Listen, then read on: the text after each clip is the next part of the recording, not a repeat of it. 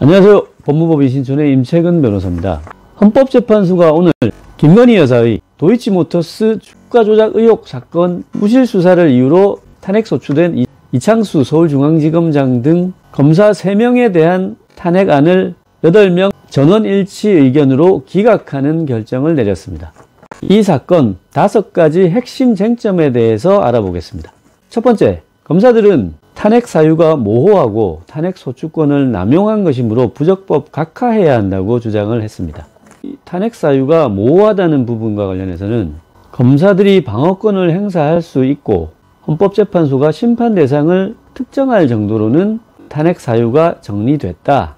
그리고 탄핵 소추 의결 과정에서 절차가 준수됐고 부수적으로 정치적 목적이나 동기가 내포됐더라도 남용됐다고 할 정도는 아니다.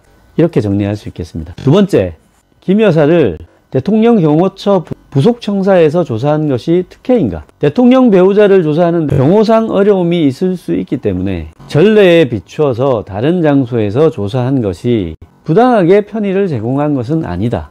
이렇게 판단하였습니다. 세 번째, 김 여사에 대한 압수수색 등의 추가 조사를 하지 않은 것이 재량권 남용인지 여부. 이 검사 3명은 처음부터 김 여사에 대한 주가 조작 의혹 수사를 맡은 것이 아니라 2023년 또는 2024년에 순차적으로 서울중앙지검에 부임하면서 수사를 담당하게 된 사람들입니다. 주가 조작 의혹 사건이 일어난 지 3, 4년이 지난 상황에서 수사에 관여하게 됐기 때문에 추가적으로 수사를 하더라도 별다른 증거를 수집할 가능성이 없다고 판단하였을 가능성이 있다. 그리고 서울고등검찰청에 기록 인증 등본 송부 촉탁 신청을 했는데 송부 불가 회신을 받는 등으로 추가 수사 필요성을 판단할 수 있는 자료가 충분하지 않았다. 따라서 추가 수사를 더 진행하지 않은 부분에 대해서 재량권 남용이라고 하기 어렵다. 이렇게 판단하였습니다. 네 번째, 그러면 김 여사에 대한 주가 조작 의혹 수사에 아무런 문제도 없었단 말인가? 아닙니다. 헌법재판소는 도이치모터스 주가 조작에 김 여사 명의의 여러 계좌들이 활용된 사실이 수사와 공범들 재판을 통해서 확인이 됐다. 그래서 김 여사가 시세 조종 사실을 인식했는지 여부 등을 확인하기 위해서 김 여사의 문자나 메신저 내용 그리고 PC 기록 등을 확인할 필요가 있는데도 검사들이 적절히 수사를 하거나 수사를 지휘 감독했는지는 다소 의문이다. 이렇게 판단을 하였습니다. 그렇지만 추가 수사를 하지 않은 부분에 대해서는 재량권을 남용했다고 하기 어렵다. 이런 것입니다. 5번째, 위 검사들이 김 여사 불기소 관련 기자회견이나 국회 국정감사 등에서 고의적인 거짓말을 하였는지 여부.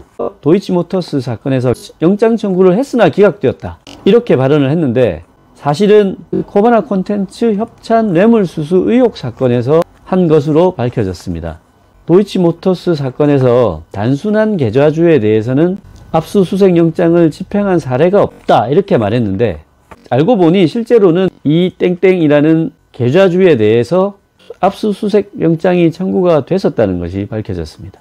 이에 대해서 그 발언들이 부정확했던 것은 사실이지만 부실 수사를 감추기 위해서 고의적인 거짓말을 한 것은 아니다. 이렇게 판단을 하였습니다. 그래서 결론적으로 헌법재판소는 이창수 서울중앙지검장 등 검사 3명이 김건희 여사의 도이치모터스 주가 조작 의혹 사건과 관련해서 직무집행을 하면서 헌법이나 법률을 위배했다고 할 수 없다. 이렇게 기각 결정을 내렸습니다. 끝까지 시청해 주셔서